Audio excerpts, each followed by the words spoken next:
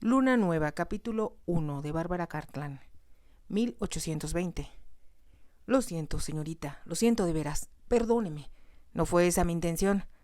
Neoma, al escuchar aquella voz llorosa, contempló con tristeza el mantel quemado y se obligó a decir con voz serena: Está bien, Emily, no te preocupes. No fue tu culpa, yo misma debí haberlo planchado.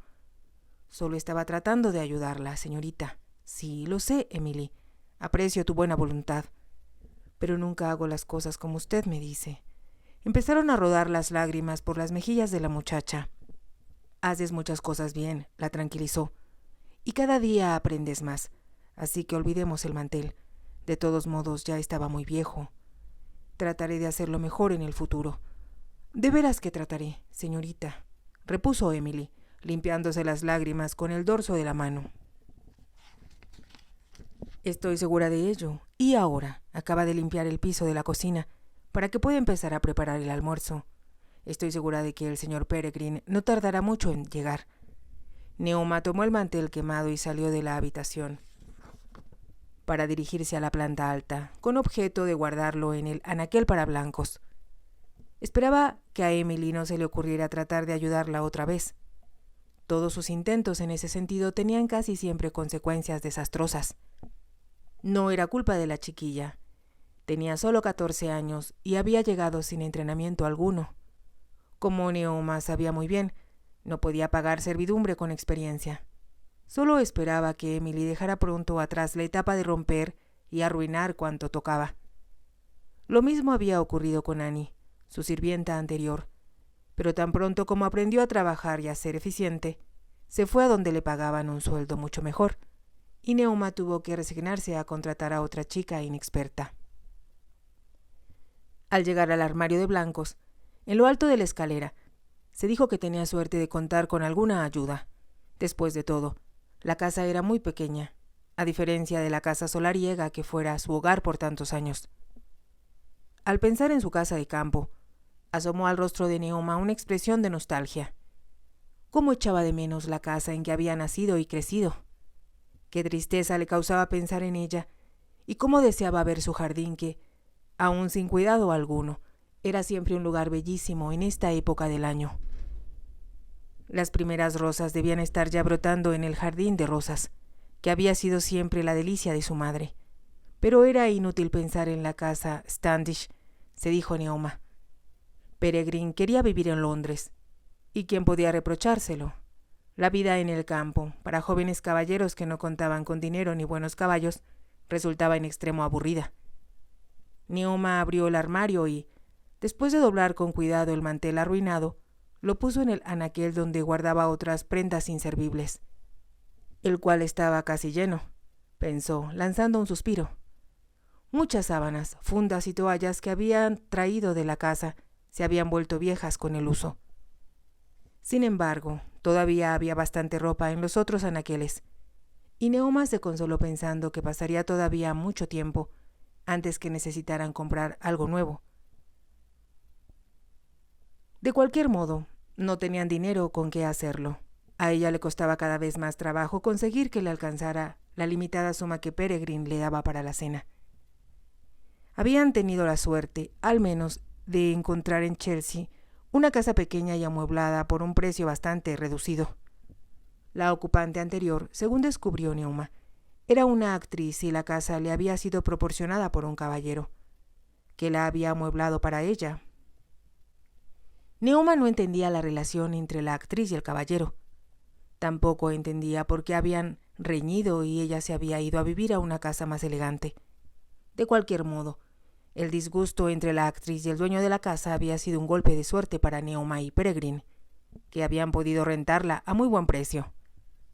Desde luego, yo nunca voy a traer a mis amigos aquí, había dicho una vez Peregrine con arrogancia. Cuando quiera invitarlos a comer, lo haré en el club. Peregrine, tú no tienes dinero para hacer invitaciones, protestó Neoma. Sabes muy bien lo limitados que son nuestros recursos. Es que, si acepto invitaciones, tengo que corresponder de vez en cuando. ¿No te das cuenta? No. De lo que me doy cuenta es de que no tienes dinero para invitar a nadie. Sin importar lo que ocurra, queridito, jamás debes contraer deudas. había respondido Neoma con firmeza. Eso sería fatal. A Peregrine le disgustaba que ella mencionara que no tenían dinero, y como Neoma amaba a su hermano y deseaba hacerlo feliz, cuando él insistió en venir a vivir a Londres, se abstuvo de recordarle que ello estaba más allá de sus posibilidades.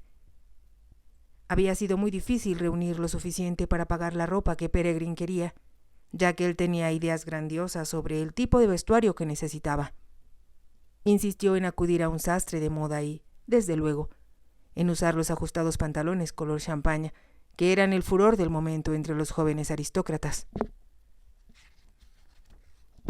Necesitó también una cantidad exorbitante de corbatas de muselina, las cuales tenían que ser lavadas y almidonadas en cierta forma, y anudadas de acuerdo con la moda, para evitar que él arruinara 6 o 7 corbatas limpias antes de obtener un nudo a su gusto. Neoma había tenido que aprender a anudárselas. Neoma había aprendido a ponerle la corbata en varias formas, y ello lo había convertido en la envidia de sus amigos. Charles me preguntó quién era mi nuevo valet, le dijo Peregrine un día a Neoma. Charles sabe mejor que nadie que no podemos darnos el lujo de que tengas un valet, así que estaba mostrándose sarcástico con ese comentario, o me estaba dedicando una sutil alabanza. No intento decirle a Charles que eres tú quien me anuda la corbata. Ya sabes que es muy chismoso. Es cierto, reconoció Neoma riendo. Por lo tanto, debes seguir pensando que tú te las anudas solo y que eres muy hábil para hacerlo. Eso es lo que quiero que piense, había respondido Peregrine con firmeza. Charles Wheatstone era el amigo más íntimo de Peregrine. Desde niños eran inseparables, ya que sus propiedades colindaban. Habían estudiado juntos en Eton. Charles había heredado de su padre el título de baronet y una deteriorada propiedad. Al principio, había tenido el propósito de ir a la Universidad de Oxford, pero cuando supo que Peregrine no tenía dinero para hacer lo mismo, ambos decidieron trasladarse a Londres, para unirse al grupo de jóvenes y alegres aristócratas que hacían todo lo posible por pasarla bien. Algunas veces, Neoma se preguntaba si no habría resultado más económico tratar de conseguir, de algún modo, el dinero necesario para que Peregrine pudiera asistir a la universidad. Pero ya era demasiado tarde, aunque era triste pensar en lo que costaba sostener la vida de ocio que llevaba su hermano entre la alta sociedad londinense. Lo que más le dolía era haber tenido que cerrar su hogar en el campo. Era cierto que ya solo ocupaban unas cuantas habitaciones, pero Neoma se las había ingeniado para manejarla, con solo una pareja de ancianos, quienes habían estado al servicio de sus padres por más de 40 años. La pareja se había quedado allí para no dejar la casa abandonada por completo, y Neoma recordaba ahora que hubo una época en que toda la casa solariega estaba abierta, contando con numerosa servidumbre para limpiarla y atender a sus ocupantes. Tenían 6 jardineros para mantener los prados como terciopelo, para recortar los arbustos y vigilar que las flores crecieran con exuberancia.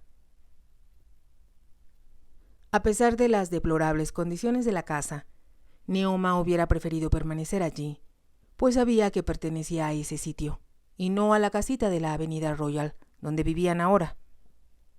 Pero había que tomar en consideración los gustos de Peregrine, y su hermano anhelaba vivir las emociones y las alegrías que solo podían encontrarse en Londres. Al pensar en su hermano, Neoma miró hacia el reloj del vestíbulo y se preguntó dónde podría haber pasado la noche. Estaba segura de que había dormido en el apartamento de Charles Wheatstone, que Charles Wheatstone tenía en la calle de la Media Luna. Peregrine se había quedado varias veces allí, cuando, para decirlo sin ambages, había estado demasiado borracho para realizar el viaje de regreso a Chelsea. Neoma se dijo, con gran sentido práctico, que eso debía haber ocurrido la noche anterior, y empezaba a bajar por la escalera con la intención de preparar el almuerzo, cuando oyó que su hermano llamaba a la puerta con su forma peculiar de hacerlo. Lanzó una exclamación de alegría y corrió a recibirlo. Encontró a Peregrine, como esperaba, de pie en el umbral, vestido todavía con su ropa de etiqueta y con la corbata maltrecha y arrugada, y Neoma, al advertir la expresión del rostro de su hermano, tuvo que contener la respiración. —¿Qué pasa? —le preguntó a Peregrine. ¿qué ha sucedido? Se sorprendió cuando su hermano, sin contestarle, la empujó a un lado, y cuando él, arrojando sus chisteras sobre una mesa del angosto vestíbulo, dijo con voz aguda: «Quiero hablar contigo, Neoma». Entró en la salita que había al fondo de la casa, cuyas ventanas miraban a un diminuto jardín, y ella lo siguió. Peregrine se quedó de pie, de espaldas a la chimenea, y Neoma cerró la puerta al entrar y miró a su hermano por un momento, comprendiendo que había pasado muy mala noche. Estaba pálido, tenía profundas sombras bajo los ojos, y era indudable que había bebido con exceso la noche anterior. No era la primera vez que eso ocurría, y a Neoma le parecía que ese era uno de los riesgos de vivir en Londres. Peregrine nunca había bebido mucho en el campo. Cuando vivían en su casa, ni siquiera le gustaba el clarete, pero ahora, en su club, debido a que los otros jóvenes lo hacían, él bebía como los demás, y después se sentía enfermo al día siguiente. Pero Neoma era muy observadora en todo lo que a su hermano se refería, y comprendió que a él lo alteraba algo mucho más serio que la borrachera de la noche anterior. Se sentó en uno de los sillones cercanos a la chimenea, y levantó la vista hacia él, esperando. «No sé cómo empezar», dijo Peregrine después de un momento. «Empieza por el principio», contestó Neoma. «Cuando saliste de aquí, ayer en la tarde, me dijiste que tú y Charles pasarían la velada juntos». «Y eso fue lo que hicimos», contestó Peregrine. «Recogí a Charles en sus habitaciones y nos fuimos a White's». White's era el club más elegante de St. James y el lugar favorito de los más importantes aristócratas de la época. Neoma sabía que tanto Peregrine como Charles se sentían en extremo afortunados porque los habían admitido como miembros, debido a que los padres de ambos lo fueron antes. Los nobles que asistían a White's eran famosos porque bebían y jugaban mucho en sus salones, y Neoma se había preguntado muchas veces si no hubiera sido mejor que Peregrine se inscribiera en un club más modesto. Cuando llegamos a White's, estaba diciendo Peregrine, y ella concentró de nuevo su atención en él. Charles y yo subimos al salón de juego. Neoma contuvo la respiración. Ahora tenía miedo. Mucho miedo de lo que Peregrine se disponía a decir. Había mucha gente haciendo fuertes apuestas, continuó diciendo él.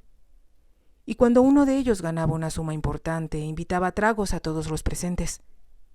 Después de que lo hizo el primero, otros se sintieron generosos y, de algún modo, bebimos gratis bastantes tragos. Entonces nos aburrimos de ver jugar. ¿Y qué hicieron? Nos sentamos a jugar piquet, los dos solos. Eso me parece bastante sensato, observó Neoma, tranquilizándose un poco. Es algo que hacemos con frecuencia cuando la gente nos observa. Pretendemos que estamos ganando o perdiendo grandes sumas de dinero entre nosotros.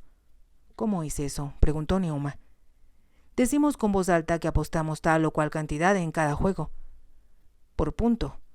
El que pierda firma un pagaré al otro y creo que es una cosa sensata cuando todos están jugando fortunas. Neoma comprendía con exactitud lo que ellos sentían. Debido a que los dos eran muy jóvenes, Peregrine cumpliría 20 años en diciembre y Charles era de la misma edad. Querían alardear ante sus amigos o ante todo el que los mirara. Era la pequeña farsa que practicaban entre sí desde que eran niños. ¿Qué sucedió?, preguntó ella. Habíamos estado jugando un buen rato y bebiendo mucho, cuando quedó un lugar vacío en la mesa contigua a la nuestra, y un sirviente del club fue a preguntarnos, de parte de los otros jugadores, si no queríamos ocuparlo. Yo me negué con la cabeza, pero me asombré cuando oí decir a Charles: «Yo jugaré. Siento que esta noche es mi noche de suerte». Se levantó, y al verlo caminar hacia la mesa comprendí que estaba borracho. Al sentarse pidió fichas y firmó un documento con una considerable cantidad de dinero. «¿Se puede hacer eso en el club?», preguntó Neoma. «Por supuesto», contestó Peregrine con impaciencia. «Los miembros del club no llevan encima esas cantidades de dinero». Neoma lanzó un leve suspiro y su hermano continuó diciendo: «Me acerqué a Charles y le murmuré al oído que estaba loco, que no podía apostar un dinero que no tenía. Le sugerí que dijera que se sentía enfermo y se retirara, pero no quiso escucharme. Por el contrario, ordenó una bebida». Peregrine, exclamó Neoma. Aunque Charles Wheatstone era el quinto baronet en su familia, tenía tan poco dinero como ellos. Su padre había perdido toda su fortuna durante la guerra, al mismo tiempo que su dinero se esfumaba en rentas que no le pagaban y en inversiones, cuyo producto se iba reduciendo poco a poco, hasta que desapareció del todo. Tanto Charles como Peregrine tenían casas en el campo, granjas que requerían grandes sumas de dinero para producir y un gran número de acres de tierra que tampoco podían cultivar por falta de recursos. Yo sabía que Charles estaba borracho, continuó diciendo Peregrine, pero él siempre había sabido controlarse. Solo quien lo conoce tan bien como yo sabe que en esos momentos vive en un mundo de fantasía, completamente alejado de la realidad. En otras palabras, comentó Neoma con voz baja, se estaba creyendo un hombre rico y actuando como si lo fuera. Exacto. Empezó a jugar de una forma que me aterrorizó, apostando sumas que me parecían astronómicas, aunque los demás jugadores las estimaban moderadas. ¿Por qué no te hizo caso?, exclamó Neoma. No creo que me haya escuchado siquiera. Y, desde luego, yo tenía que hablar con voz muy baja, porque no quería que los demás en la mesa supieran que estaba haciendo el papel de tonto. Entonces, de manera increíble, empezó a ganar. —¿De veras? —exclamó Neoma. Al principio, al menos, parecía tener el toque de Midas. Ganaba y ganaba, hasta que tuvo a su lado casi todas las fichas de la mesa. —Oh, Peregrine —exclamó Neoma con alivio. Creí estar soñando y entonces comprendí que ese era el momento de retirarse, y así se lo dije a Charles sin que nadie más oyera. Muy sensato de tu parte. Como no prestó atención a mis susurros, le dije con voz alta: Charles, recuerda que tenemos una cita importante a la medianoche. Pero él pretendió no escucharme. Lo único que conseguí fue retirar suficientes fichas para liquidar la cuenta que había firmado, a fin de que no quedara endeudado con el club. Todavía siguió ganando, pero al fin llegó el momento en que comenzó a perder. Tenía 9 o 10 mil libras frente a él, y de pronto empezaron a desaparecer. Mis súplicas resultaron tan desesperadas como inútiles. —¿Lo perdió todo? —preguntó Neoma con voz baja. Peor que eso, tenía sobre la mesa, incluyendo los pagarés de los otros jugadores, unas 4,000 libras. Entonces un hombre sentado enfrente empezó a apostar contra él. Al principio no me di cuenta quién era. Luego comprendí que se trataba del marqués de Rosyth. —¿Quién es él? —preguntó Neoma. —Uno de los hombres más impresionantes que he conocido en mi vida. Después te contaré de él. —Por supuesto, continúa. Advertí que las apuestas seguían subiendo y de súbito Charles se detuvo. Se voltearon las cartas y él había perdido. —Oh, Peregrine. Cuando Charles pareció hundirse en su silla, el marqués dijo: —Creo, Sir Charles, que me debe usted 6,000 libras. Y yo me quedé helado, porque no me parecía que Charles tuviera esa suma frente a él. Pero sacó algunos billetes de su bolsillo, los arrojó sobre la mesa y con el resto del dinero, y exclamó: —Eso es todo lo que tengo, milord. Mis bolsillos se han quedado vacíos. Creo, para entonces, todos se habían dado cuenta de lo borracho que estaba Charles, por si quedaban alguna duda. Se desplomó en su silla y cerró los ojos. ¿Qué sucedió entonces? El marqués reunió los papeles, el dinero y las fichas que tenía Charles frente a sí. Lo contó con deliberación y anunció: —Creo que todo está correcto. Es la cantidad exacta que me debe. Así que debo darle las gracias, Sir Charles, por un juego excelente. Charles se recuperó en ese momento lo suficiente para decirle, con aparente indiferencia, que él también había disfrutado de la partida. Peregrine hizo una pausa y después continuó diciendo: El marqués lo miró y sospechó que se dio cuenta de que Charles estaba fingiendo. De cualquier modo, nos dijo con su peculiar arrogancia: Considero que debo dar a ustedes la oportunidad de recuperar el dinero perdido. ¿Por qué no vienen los dos a hospedarse conmigo en mi casa para asistir al derby? Charles se sintió tan sorprendido como yo, y antes que yo pudiera decir nada, contestó tartamudeando: Es muy amable de su parte, su señoría. Sería un gran placer para mí ser invitado suyo. Usted también está invitado, dijo el marqués, volviéndose hacia mí, aunque, perdóneme, pero no recuerdo su nombre. Soy Peregrine Standish, para servirle, milord, contesté yo. Me gustaría que acompañara a Wheatstone, dijo el marqués, Y como será una reunión de ambos sexos, les sugiero que cada uno de ustedes traiga a una dama, o más bien, considerando el tipo de fiesta de que se trata, a una amiguita. Los espero en Sid pasado mañana, alrededor de las 5 de la tarde, acompañados de una chica alegre, para contrarrestar la solemnidad de las carreras. Y entonces se fue, añadió Peregrine. No entiendo, empezó a decir Neuma, pero Peregrine la interrumpió. No has oído el final de la historia. ¿Qué más sucedió? Charles se había recuperado lo suficiente de la borrachera para sentirse satisfecho de que alguien tan importante como el marqués de Rothschild nos hubiera invitado. Pero cuando se levantó de la mesa casi se le doblaban las piernas y tuve que ayudarlo a bajar por la escalera. Ya afuera, tomamos un carruaje de alquiler y nos fuimos a casa. Me costó bastante trabajo conducirlo a su dormitorio y, al sentarse en la cama, se empezó a quejar de que le dolía la cabeza. Te lo tienes más que merecido, le dije furioso. Si no hubiera sido tan testarudo, esta noche hubiera podido ganar unas 8,000 libras. De veras, tanto como eso, gimió. ¿Por qué no te habré hecho caso? Porque estabas completamente borracho, entre otras cosas, contesté yo.